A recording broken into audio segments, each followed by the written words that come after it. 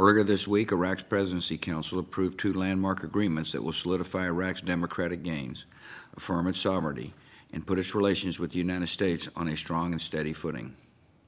The first agreement that America and Iraq have signed is called a Strategic Framework Agreement.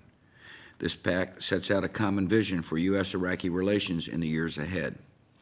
Under this agreement, we will work together to bring greater stability to Iraq and the region. We will promote trade and investment between our nations, and we will support Iraq's leaders and their citizens as they strengthen their democratic institutions.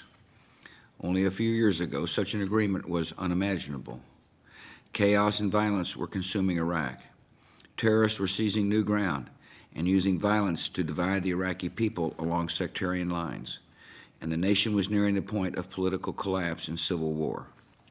Today, violence is down dramatically. Our forces have struck powerful blows against al-Qaeda. The Iraqi military is growing in capability, taking the lead in the fight against the extremists and working across sectarian lines. Sunni, Shia, and Kurdish leaders are sitting together at the same table to peacefully resolve their differences and chart their country's future. And there is hope in the eyes of young Iraqis for the first time in many years. The second agreement that America and Iraq have signed is a security agreement, known as a Status of Forces Agreement.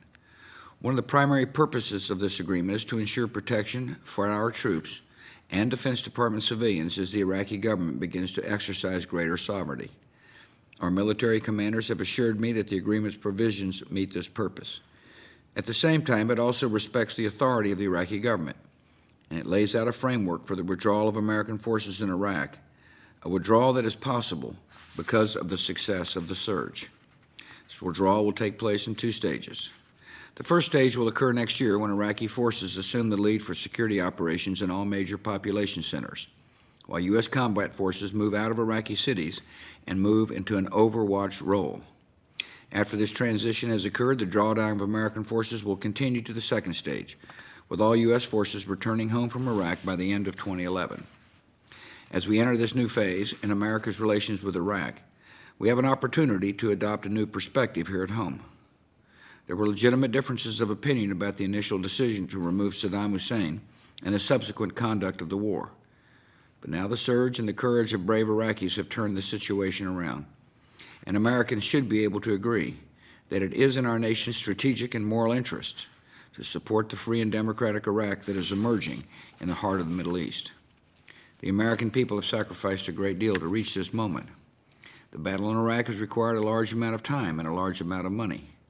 Our men and women in uniform have carried out difficult and dangerous missions and endured long separations from friends and family.